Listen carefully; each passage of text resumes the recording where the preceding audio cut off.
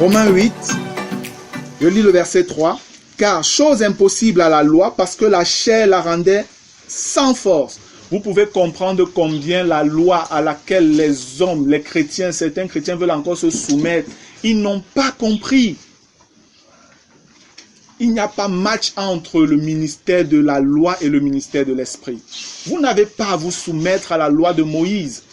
Vous n'avez plus à vous soumettre au jour, à vous soumettre à telle nourriture, à vous soumettre à telle fête. Vous n'avez plus besoin de ça.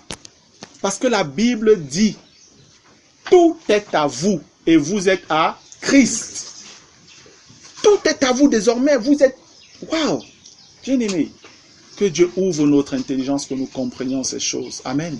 Amen. Afin d'agir dans la position haute, élevée dans laquelle Dieu nous a mises. Réalisons vraiment que Dieu est notre Père.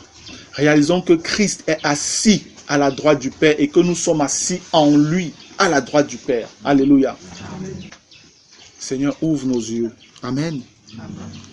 Car chose impossible à la loi parce que la chair la rendait sans force. Dieu a condamné le péché dans la chair en envoyant à cause du péché son propre Fils dans une chair semblable à celle du péché. Et cela afin que la justice de la loi soit accomplie en nous, qui marchons non selon la chair, mais selon l'esprit. Amen. Amen. Donc là, on est en train de nous révéler que par le fait que Christ a accompli ce qu'il a accompli, en réalité, la justice de la loi que réclamait la loi est totalement accomplie également. Amen. Amen. C'est pour ça que ceux qui sont en Jésus-Christ, en fait, accomplissent toute la loi de Moïse. Amen. Vous êtes en Christ et vous marchez selon Christ, vous accomplissez toute la loi de Moïse. Donc les frères qui veulent encore rentrer dans le judaïsme là, essayer de vivre le judéo-christianisme qui est une aberration, je suis désolé, ça n'a pas de sens. Vous ne pouvez pas mélanger la loi de Moïse et la loi de l'esprit de vie en Christ. C'est ce que les Galates ont fait. Et Paul les a repris terriblement, fortement Paul les a repris. Vous avez commencé par l'esprit, vous voulez finir par la chair. Est-ce que c'est par les œuvres que vous avez eu l'esprit? C'est par les œuvres ou c'est par la foi? Répondez-moi, Galates. Et voilà, c'est ce qui arrive aujourd'hui. Beaucoup de chrétiens sont en train de rentrer dans le judaïsme. Parce qu'ils disent qu'ils sont amoureux d'Israël, ils sont machins, ils commencent à dire un ensemble de choses. Ils font des enseignements qu'ils balancent sur YouTube. Ils s'habillent même totalement déjà comme les juifs aussi. Ils mettent même la kippa, le petit chapeau des juifs. C'est incroyable. La Bible dit que ceux qui font ça sont déchus de la grâce. C'est grave. Ce n'est pas une petite affaire. Ceux qui font ça sont déchus de la grâce. C'est grave. Parce que le péché, vous allez le réveiller. Vous allez redonner de la puissance à la chair et vous allez confirmer. Ça va vous rendre totalement légaliste, dur, vis-à-vis des autres. La vie que vous aviez peut-être eu un jour, vous allez voir comment elle est en train de partir. Vous allez devenir sec. Parce que vous ne serez plus abreuvé, irrigué par la vie de Christ. Mais vous allez entrer dans la sécheresse et la condamnation de la loi. Que Dieu nous en préserve. Verset 4. Et cela afin que la justice de la loi soit accomplie en nous, qui marchons non selon la chair, mais selon l'esprit. Ça revient encore comme au verset 1. Ce qu'on dit là est valable pour ceux qui marchent selon l'esprit et plus selon la chair. Amen. Verset 5. Ceux en effet qui vivent selon la chair s'affectionnent aux choses de la chair, tandis que ceux qui vivent selon l'esprit s'affectionnent aux choses de l'esprit. Vous voyez qu'ici maintenant clairement, on met en opposition la chair et l'esprit. Ce n'est plus la chair et la loi, c'est la chair et l'esprit. Et la parole est claire. Je vous dis frères, rappelez-vous bien que les épîtres, il n'y en a aucune qui soit adressée à des non-croyants. C'est à des chrétiens que Paul écrit. C'est à des chrétiens, des gens qui sont donc nés de nouveau, remplis du Saint-Esprit avec les dons et tout ça. C'est à eux que Paul est en train d'écrire. Et c'est à ces chrétiens qu'il dit, Ceux, en effet, qui vivent selon la chair s'affectionnent aux choses de la chair, tandis que ceux qui vivent selon l'esprit s'affectionnent aux choses de l'esprit. Il y a donc des chrétiens qui prennent encore plaisir aux choses de la chair. Et Paul dit, faites attention. Vous allez davantage aimer les choses de la chair. Et quelle est la sentence de Dieu? Regardez le verset 6. Et l'affection de la chair, c'est la mort. Tandis que l'affection de l'esprit, c'est la vie et la paix. Alléluia. C'est ce que je vous disais déjà. Je dis, quand tu as compris comment entrer dans la victoire sur le péché, tu mènes une vie chrétienne véritable. Tu es en paix, tu es tranquille dans ta tête.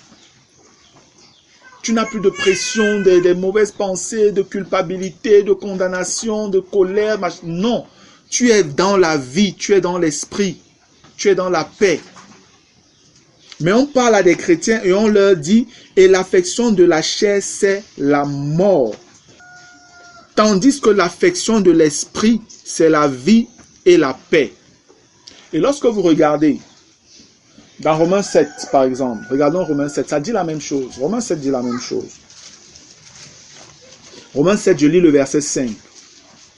Car lorsque nous étions dans la chair, les passions des péchés provoquées par la loi, agissaient dans nos membres, de sorte que nous portions des fruits, pourquoi? Pour la mort. Des fruits pour la mort. Et quand on vous dit, ceux en effet qui vivent selon la chair s'affectionnent aux choses de la chair. Ce qu'on appelle les choses de la chair ici, c'est les œuvres de la chair. C'est les œuvres de la chair. Et on vous dit au verset 6, et l'affection de la chair, dont l'affection aux œuvres de la chair produit la mort. Est-ce que la parole confirme ça? Oui. Le verset 5 du chapitre 7 qu'on vient de lire le déclare. Regardez dans Galates au chapitre 5, la même chose est confirmée là-bas. Et le témoignage de deux est vrai. Deux épîtres le confirment. C'est vrai, c'est écrit par la même personne, mais c'est l'Esprit de Dieu qui est derrière. Le chapitre 5 de Galates, lorsqu'on cite les œuvres de la chair à partir du verset 19, regardez la conclusion au verset 21. L'envie, l'ivrognerie, les excès de table, les choses semblables, dont il n'a même pas fini, tout ce qui va dans le faux là. Je vous dis d'avance, comme je l'ai déjà dit, il parle à des chrétiens, que ceux qui commettent de telles choses, de telles œuvres, n'hériteront point le royaume de Dieu. Comme pour dire que si tu continues à fonctionner selon les œuvres de la chair, tu finiras dans la mort. Amen. Si tu n'hérites pas le royaume de Dieu, c'est que tu as hérité le royaume de Satan. Et tu finiras dans la mort. Et la mort éternelle. Alors que tu étais chrétien, tu étais né de nouveau. Mais tu n'as pas laissé le Saint-Esprit t'entraîner dans sa discipline. Tu as continué à porter les regards sur les choses du monde. À prendre plaisir à cela. La Bible parle des gens qui s'affectionnent aux choses de la chair, donc ils prennent plaisir à cela. C'est agréable pour eux d'être dans cette situation-là.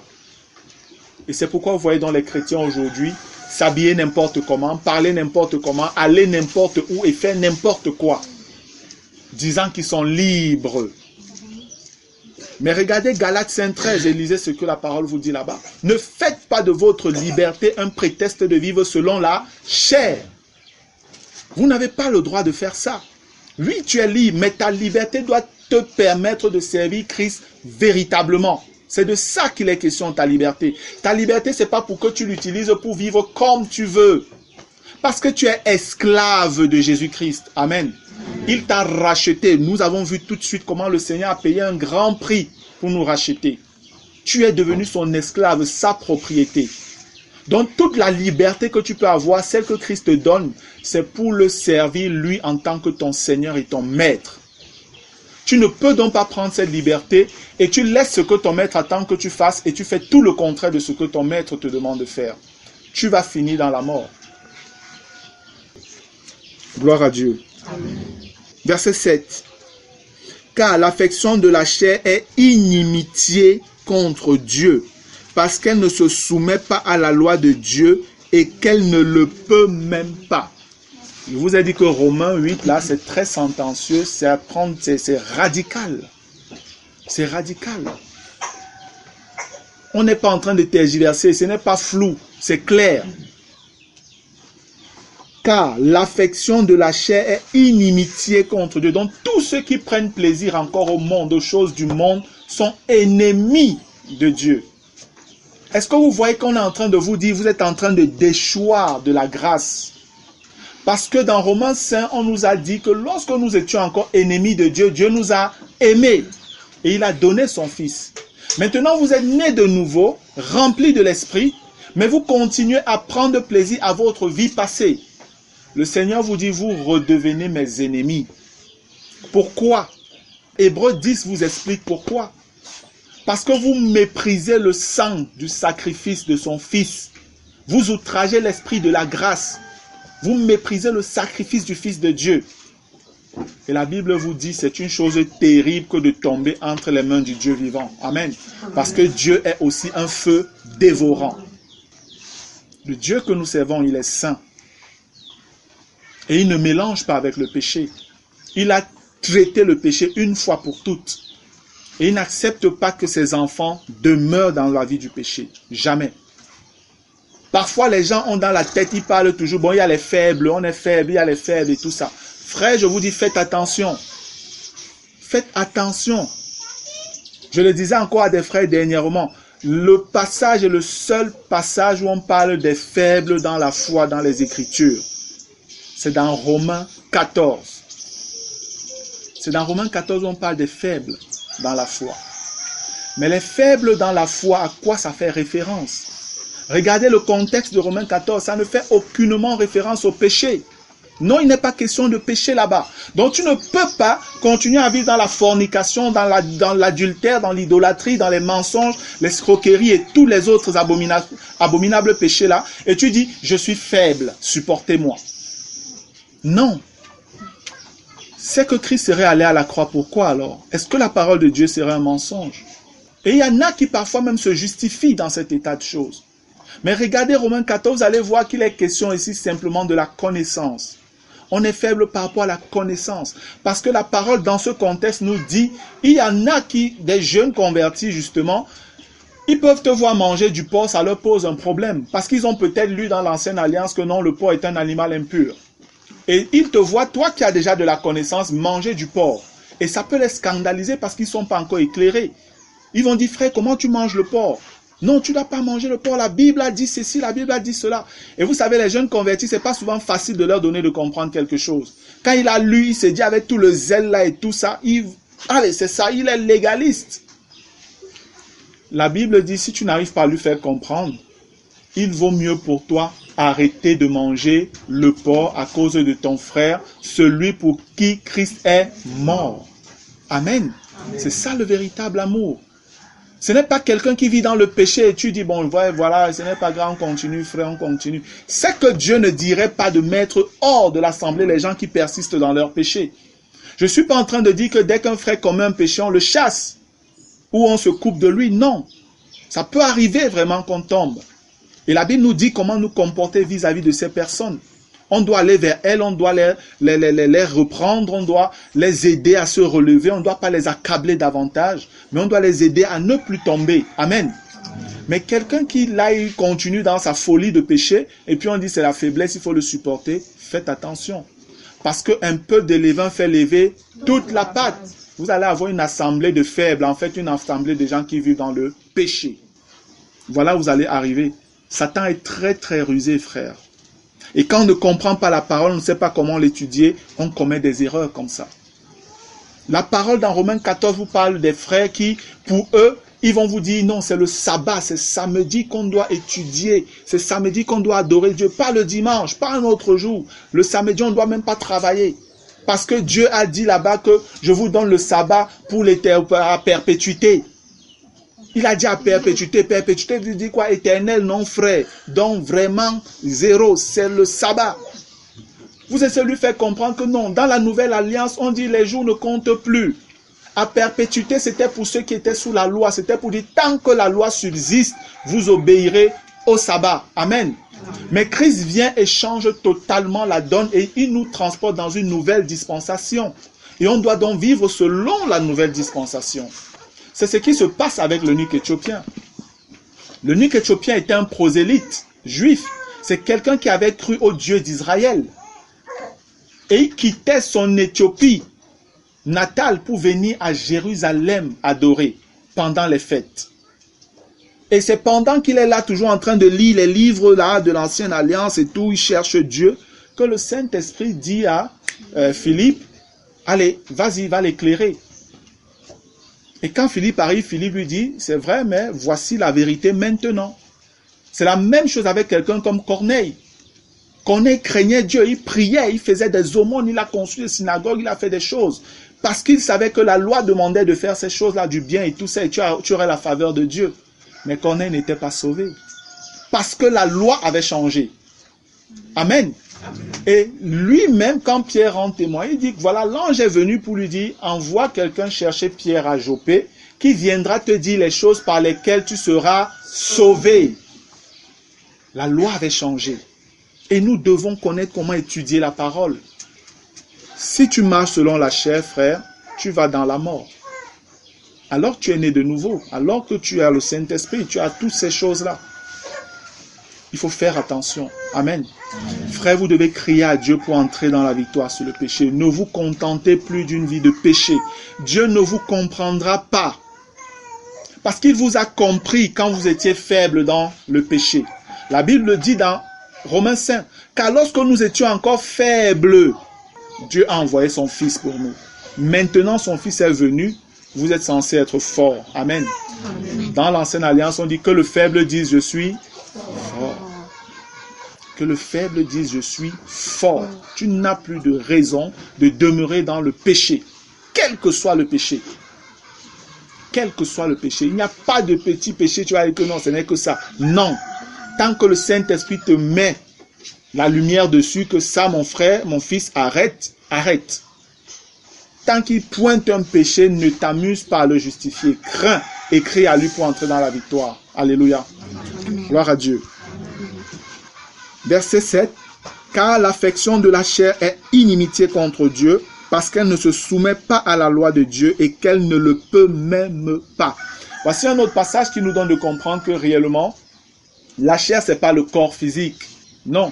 Parce qu'on vous dit ici que la chair, là, ne peut même pas se soumettre à la loi de Dieu. Pourquoi? Parce qu'elle est de la même nature que Satan. Amen. Et Satan ne peut pas se soumettre à Dieu. La Bible nous parle dans le livre de Jacques des démons qui croient en Dieu et qui tremblent.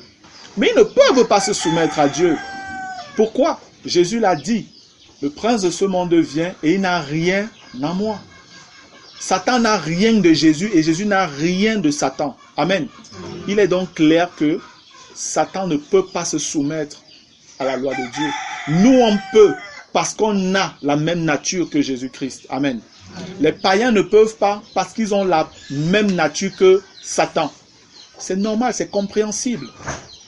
C'est compréhensible. Pour pouvoir vivre comme Christ, il faut que tu changes de nature. Et on ne peut changer de nature que par la mort. Et seul Dieu peut faire ça. La solution, nouvelle naissance en Jésus-Christ. Alléluia.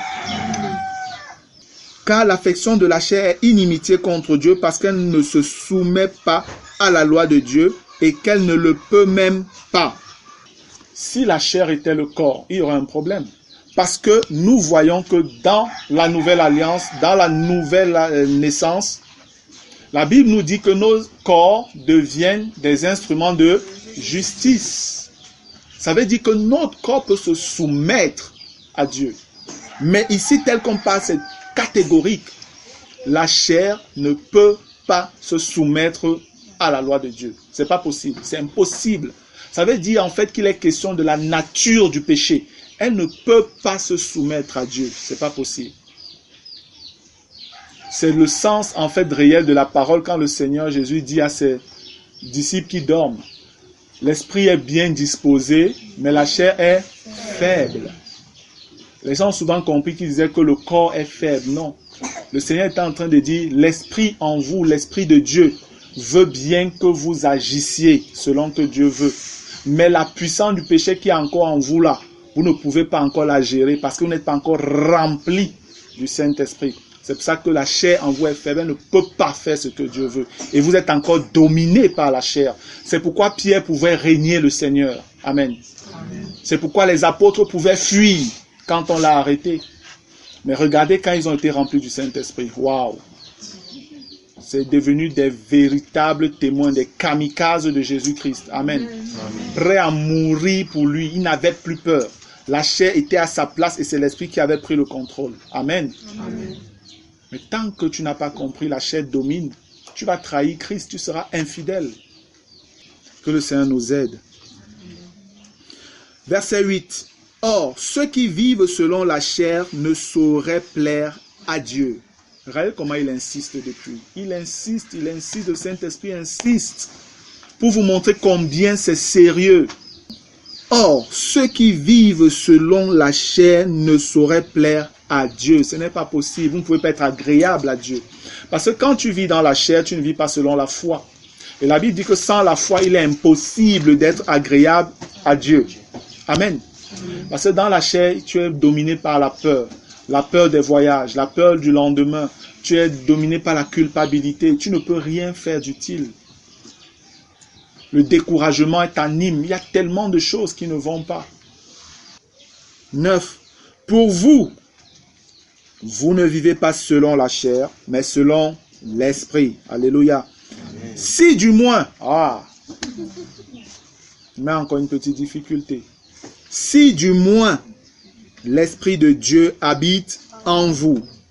Si quelqu'un n'a pas l'Esprit de Christ, il ne lui appartient pas. Ici, il est question simplement de nouvelle naissance. Amen. Il n'est pas question du baptême du Saint-Esprit. Il est question de nouvelle naissance. Pourquoi? Parce que personne maintenant dans notre dispensation ne peut naître de nouveau si ce n'est pas l'action du Saint-Esprit. Amen. La Bible parle de l'esprit de la régénération. C'est le Saint-Esprit qui nous amène pratiquement à la nouvelle naissance. Par la parole que nous écoutons qui produit la foi et l'Esprit de Dieu vient simplement accomplir la chose. C'est un mystère, mais que la parole nous révèle. Amen. Et tous ceux qui naissent de nouveau ont le Saint-Esprit. Tous.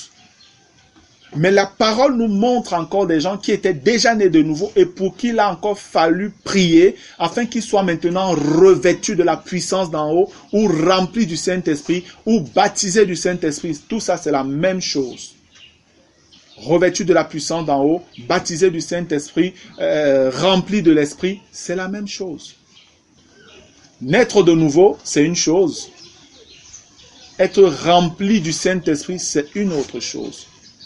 Les gens refusent ça. Ça fait problème dans l'Église.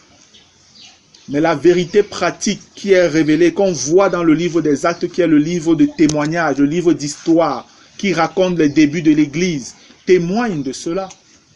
Et dans la vie pratique de plusieurs chrétiens qui croient, qui écoutent et qui croient, ils voient cela se manifester.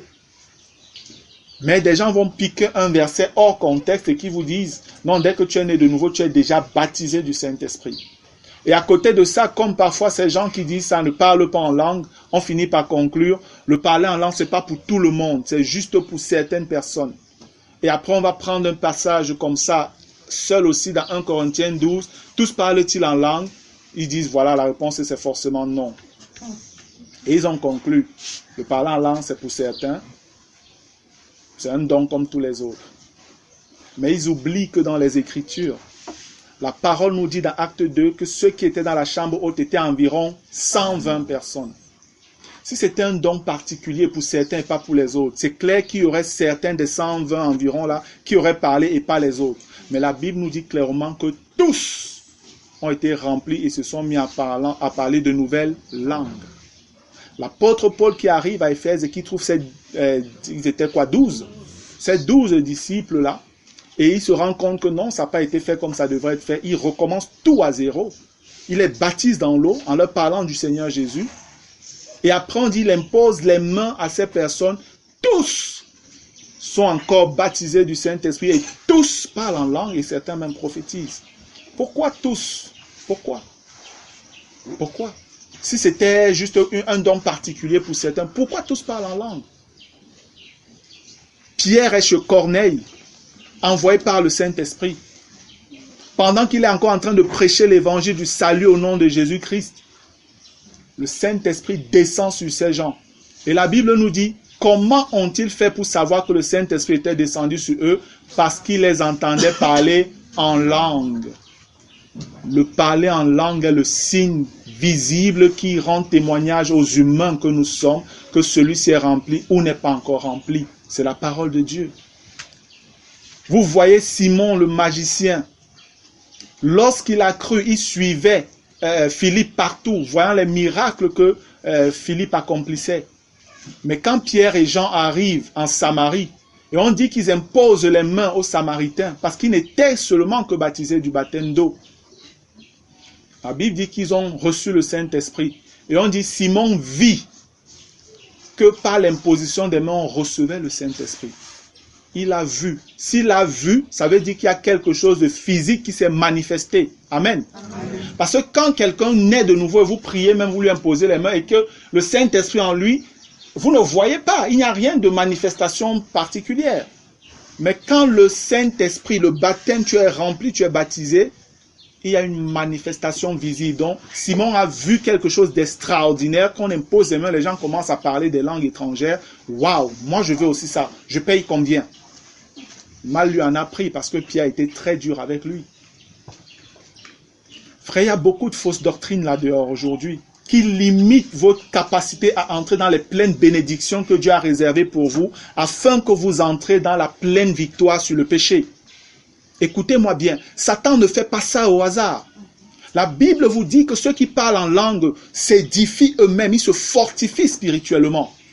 Parce que l'Esprit intercède pour nous auprès de Dieu. L'Esprit connaît les profondeurs de Dieu et il connaît tes profondeurs. Il sait comment intercéder auprès du Père afin que tu entres dans la victoire et dans les délivrances, que toi-même tu ne mesures pas. L'apôtre Paul dit qu'il parlait en langue plus que tous les Corinthiens. Donc c'était un exercice qu'il manifestait constamment. Il y a tout un chapitre qui est écrit dans les Écritures sur le don des langues et comment gérer cela dans l'Église. Mais les gens arrivent à vous dire, pour certains même c'est que ça a disparu. D'autres même encore sont un peu doux, ils disent que non, c'est pour certaines personnes. Mais d'autres vous disent clairement, ça a même disparu, ce n'est plus important. C'était pour les premiers. Frère, c'est grave. La Bible dit, il y en a qui veulent devenir docteurs de la loi, donc docteurs enseignants de la parole, mais qui ne savent même pas ce qu'ils disent. Et sachez que Dieu dit que ceux qui enseignent, ceux qui portent la parole, seront jugés plus sévèrement que les autres. Parce que par la parole que tu prêches, tu peux susciter la foi au salut dans les cœurs des gens. Et par ce que tu prêches, tu peux plutôt susciter l'incrédulité qui amènera les gens à la mort. Il faut faire attention. Amen. Amen. Que le Seigneur nous aide. Or, ceux qui vivent selon la chair ne sauraient plaire à Dieu. 9. Pour vous, vous ne vivez pas selon la chair, mais selon l'Esprit. Si du moins l'Esprit de Dieu habite en vous. Si quelqu'un n'a pas l'Esprit de Christ, il ne lui appartient pas. 10. Et si Christ est en vous, le corps, il est vrai, est mort à cause du péché, mais l'Esprit est vie à cause de la justice. Ce verset veut dire quoi? Quand on dit le corps est mort, ça veut simplement dire que votre corps est dans un état de dégradation. Le corps, vous allez tomber toujours malade, vous allez toujours aller vers le vieillissement et tout ça. Votre corps, vous allez le voir dépérir. Oui, vous allez le voir dépérir. Mais que ça ne vous fasse pas douter du fait que vous soyez réellement né de nouveau. Amen. C'est ce que le verset là veut dire. Et si Christ est en vous, le corps, il est vrai, est mort à cause du péché, mais l'esprit est vie à cause de la justice. Donc, votre esprit demeurera dans la vie à cause de ce que Christ a accompli à la croix. La justice de Dieu a été satisfaite et vous vivrez, vous ne mourrez pas. Alléluia. Amen. Regardez un peu dans 2 Corinthiens. 2 Corinthiens, le chapitre 4. 2 Corinthiens 4, je vais lire juste un verset rapidement. Le verset 16, il est écrit, « C'est pourquoi nous ne perdons pas courage, et même si notre homme extérieur se détruit, notre homme intérieur se renouvelle de jour en jour. » Amen. Donc l'homme intérieur, c'est l'esprit. L'homme extérieur, c'est le corps physique. Et si on continue même la lecture, verset 17, il dit, « Car nos légères afflictions du moment présent produisent pour nous au-delà de toute mesure, un poids éternel de gloire, parce que nous regardons non point aux choses visibles, mais à celles qui sont invisibles, car les choses visibles sont passagères et les invisibles sont éternelles. Amen. Notre esprit qu'on ne voit pas est éternel. Amen. Le corps-ci qu'on voit maintenant est passager. C'est pourquoi on l'appelle le corps de la corruption. Parce qu'il est en train de périr, il nous limite, il est faible. C'est en fait de ça que le verset 10 est en train de parler. Mais la Bible dit, si notre homme extérieur se détruit, il se détruit par la maladie, par la vieillesse, par le poids de l'âge et tout ça. Mais notre esprit, notre homme intérieur se renouvelle de jour en jour. Alléluia. Gloire à Dieu. Verset 11. Et si l'esprit de celui qui a ressuscité Jésus d'entre les morts habite en vous, on dit, et si l'esprit, j'aime un peu cette manière de parler, et si l'esprit de celui qui a ressuscité Jésus d'entre les morts, qui a ressuscité Jésus d'entre les morts? Son Père. Amen. Donc on vous dit, si l'esprit de Dieu, et si l'esprit de Dieu qui a ressuscité Jésus d'entre les morts habite en vous, celui qui a ressuscité Christ d'entre les morts rendra aussi la vie à vos corps mortels par son esprit qui habite en vous. Ici, le Seigneur nous donne encore une espérance pour nous faire comprendre que même si vous êtes dans ce corps, sachez que Dieu a la puissance de redonner vie à votre corps. Amen. Amen. Ça fait que quand vous êtes malade, vous pouvez prier et le Seigneur vous guérit. Amen. Amen. Vous êtes fatigué, vous pouvez prier, Dieu vous redonne des forces. Amen. Amen. Ici, on dit redonne vie. En fait, l'expression même dans le grec, c'est qui est utilisé, c'est vivifiera. Donc, rendra constamment la vie, donnera constamment la vie à votre corps pour que vous puissiez le servir. Amen. C'est vrai, le corps va vers la décrépitude, il va vers la mort, mais le Dieu que nous servons a la capacité de régénérer notre corps physiquement. C'est pourquoi vous pouvez voir des gens comme Moïse. On vous dit à 120 ans, il était encore fort et il voyait très bien. Amen. Il marchait pas avec un bâton courbé et tout ça. Nous aujourd'hui, là, voilà, je vais dire quoi, 60 ans, 70 ans, on est fini. Ah, me voici, j'ai même pas 40 ans, je suis déjà fini. Les maladies partout, le dos qui fait mal, les pieds qui font mal, je te demande qu'est-ce qui se passe. Mais Dieu a la puissance de régénérer toutes choses dans sa volonté. Amen. Amen. Gloire à Dieu. Verset 12. Ainsi donc, frères, nous ne sommes point redevables à la chair pour vivre selon la chair. Vous n'êtes point redevables à la chair. Ça veut dire quoi? Vous ne devez plus rien à la chair. Parce que tout a été payé. Tu ne dois plus rien à la chair pour faire ce qu'elle te demande. C'est ce que la Bible dit.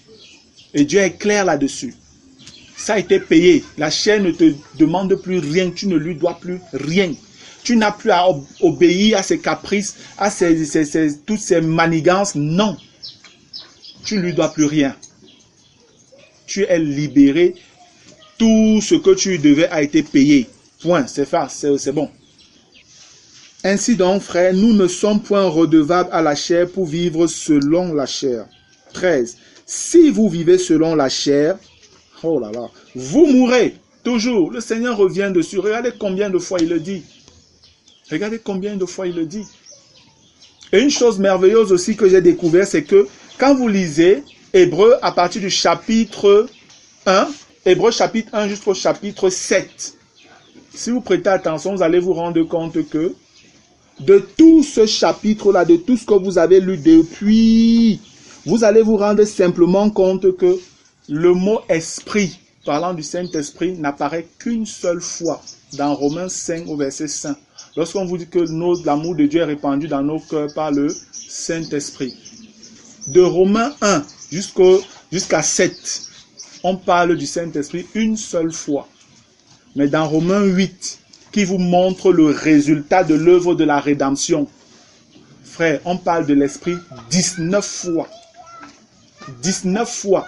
On a eu 7 chapitres. Sur 7 chapitres, on parle de l'Esprit une seule fois. Le chapitre qui vous montre le résultat de l'œuvre que Christ a accomplie et comment vous êtes remplis de son esprit et vous devez marcher par l'esprit. Vous n'avez plus de raison de marcher selon la chair. 19 fois le Saint-Esprit est mentionné dans ce chapitre 8. 19 fois. Dieu a fait tout ce qu'il fallait faire. Amen. Tu vas donner quelle excuse? Tu es rempli, tu es saturé du Saint-Esprit. Mais tu pêches. Tu t'amuses dans le péché. Je prie que Dieu met la crainte du péché dans vos cœurs. Amen. Que tu trembles en connaissant ces choses. Que tu te dises, Seigneur, comment je peux encore faire ça? Vraiment, je prie que le Seigneur te touche d'une manière particulière et que vraiment le péché te fasse vomir. Que quand tu penses même seulement, tu as envie de vomir.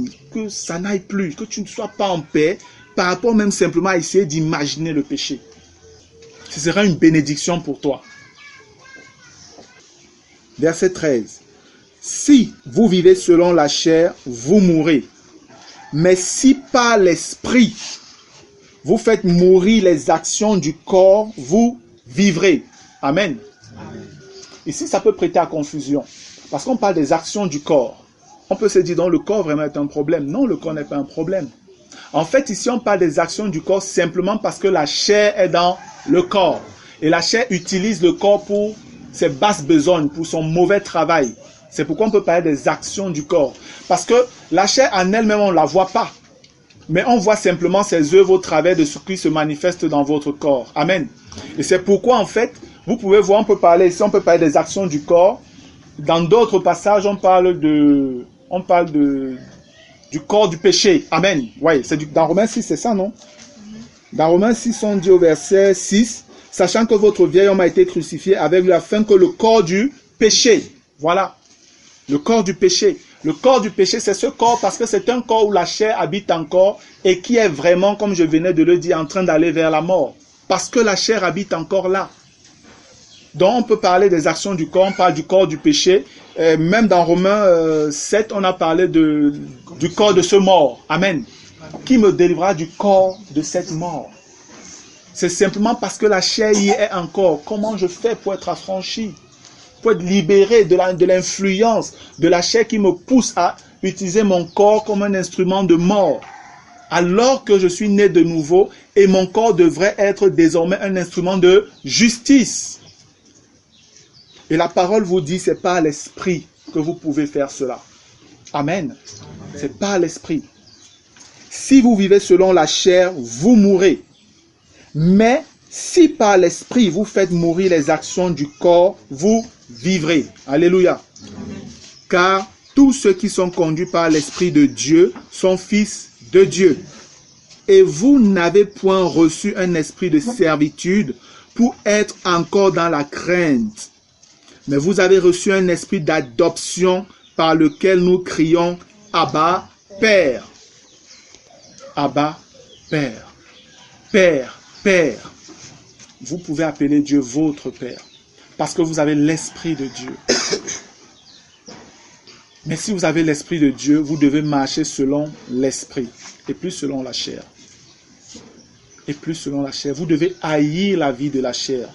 Et crier à Dieu pour avoir vraiment cette liberté, cette libération et entrer dans la vie de l'Esprit. Afin de l'appeler Abba Père à tout moment et dans la joie. Ne plus avoir honte, ne plus se sentir sale parce que tu viens de commettre un péché, tu as fait ci, tu as fait ça, et tu te sens mal, tu n'as même pas la force de l'appeler Père. Pouvoir dire à Dieu quand tu veux, comme tu veux, où tu veux, Père, je t'aime. Amen. Père, je t'aime. Père, je veux te dire que je t'aime. Je t'aime, papa. L'Esprit lui-même rend témoignage à notre esprit que nous sommes enfants de Dieu. Est-ce que l'Esprit rend témoignage à ton esprit? Parce que l'Esprit ne parle qu'à l'Esprit. Amen. Amen. Si tu es là ce matin et que tu n'as pas ce témoignage dans ton cœur, dans ton esprit, il faut chercher à devenir enfant de Dieu. Amen. Amen. Si tu es là ce matin et tu n'as pas ce témoignage clair dans ton esprit, s'il te plaît, à la fin, viens me voir et dis-moi, frère, vraiment, il y a un souci là, peut-être je ne suis pas né de nouveau.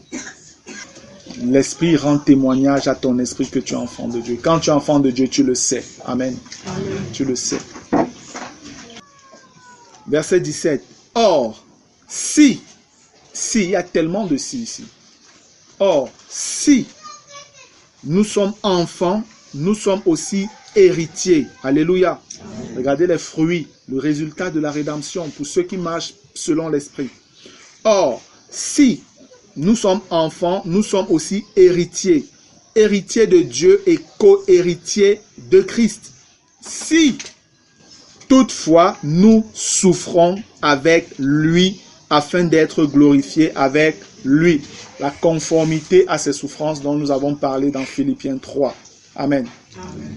La conformité à ses souffrances. Tu ne souffres pas avec lui. Si tu ne connais pas ses souffrances, n'espère pas hériter avec lui. Tu n'hériteras pas. Si tu fuis le message de la croix, si tu fuis de témoigner Christ ouvertement, franchement, devant ceux-là à qui tu dois parler, tu es en train de le régner, tu as honte de lui et il aura honte de toi. Tu n'as pas de part dans son royaume. Voilà, c'est conditionnel. Les gens qui vous disent, si on est de nouveau, on est enfant de Dieu, on n'est pas la tête, on n'est pas la queue, on est la tête, on est en haut, on n'est pas en bas. C'est bien. Chante ça et tu continues à vivre dans la chair, tu vas confirmer. Lisez vos Bibles, chrétiens. Lisez vos Bibles. Et l'apôtre Paul pouvait dire, nous ne vous écrivons pas autre chose que ce que vous lisez. Tel que vous lisez là, c'est ça que c'est en train de dire. C'est ça que ça dit. N'allez pas chercher, je ne sais pas trop quoi. C'est en train de dire ce que ça dit là. N'allez pas au-delà. Il le dit. Vous avez appris à nos personnes, à celles d'Apollos, de ne parler au-delà de ce qui est écrit. Restez dans ce qui est écrit. Et ce qui est écrit, c'est exactement ça qui est écrit. Or, si nous sommes enfants, nous sommes aussi héritiers. Héritiers de Dieu et co-héritiers de Christ. Si toutefois nous souffrons avec lui, afin d'être glorifiés avec lui. J'estime que les souffrances du temps présent ne sauraient être comparées à la gloire à venir qui sera révélée pour nous. Amen. Et le Seigneur le dit, la gloire qui nous est réservée pour demain, dans son plan merveilleux et glorieux, toutes les souffrances que tu peux subir maintenant, le Seigneur te dit, ce n'est pas comparable à tout ce qui t'est réservé si tu tiens ferme. Amen. Et nous allons véritablement voir tout ce que Dieu nous a réservé pour ceux-là qui tiennent ferme dimanche prochain. Amen. Amen. Que le Seigneur vous bénisse. Amen. On va s'arrêter là pour aujourd'hui. Gloire à Dieu. Amen. Il y a des chrétiens qui sont très fidèles à suivre les séries et les feuilletons. Dès que ça finit aujourd'hui, ils sont fâchés, ils sont là, ils attendent pour le lendemain. Soupire comme ça dans ton cœur pour dimanche prochain, en priant afin que davantage le Seigneur nous révèle de belles choses. Amen. Amen. Gloire à Dieu. Je vais prier, bien-aimé. Père éternel, nous voulons te rendre grâce. Nous te remercions encore pour ces eaux fraîches, ô Dieu, que tu laisses descendre du trône de la grâce dans nos cœurs. Merci pour les lumières merveilleuses, nouvelles que le Saint-Esprit apporte à notre saine intelligence. Ô Dieu, afin que nous voyions et que nous comprenions l'œuvre merveilleuse que tu as accomplie dans ta sagesse au travers de ton Fils bien-aimé. Reçois toute la gloire, Papa, au nom béni de Jésus-Christ. Seigneur, s'il te plaît, donne-nous de comprendre combien tu hais le péché, combien le péché est néfaste à notre vie, à notre communion avec toi. Et je prie, Père, pour que véritablement le Saint-Esprit nous donne, ô Dieu, cette haine du péché. Seigneur, je t'en supplie pour moi-même, pour mes frères et sœurs, Seigneur, pour celle qui est en train d'écouter cet audio maintenant. Père, qu'il soit saisi d'une sainte crainte, Seigneur, ô Dieu, de ta personne, et d'un rejet, d'un dégoût, d'une haine, ô Dieu, terrible par rapport au péché. Seigneur, s'il te plaît, écoute nos cris et exauce-nous. Parce que nous voulons être parmi les élus lorsque la trompette sonnera pour le grand départ, Seigneur. Ô Dieu, travaille à notre perfectionnement. Saint-Esprit, tu le fais parfaitement. Aide-nous à coopérer avec toi afin d'avoir la paix, l'assurance d'être pris ce jour-là. Reçois éternel l'honneur, la louange et la gloire. Amen.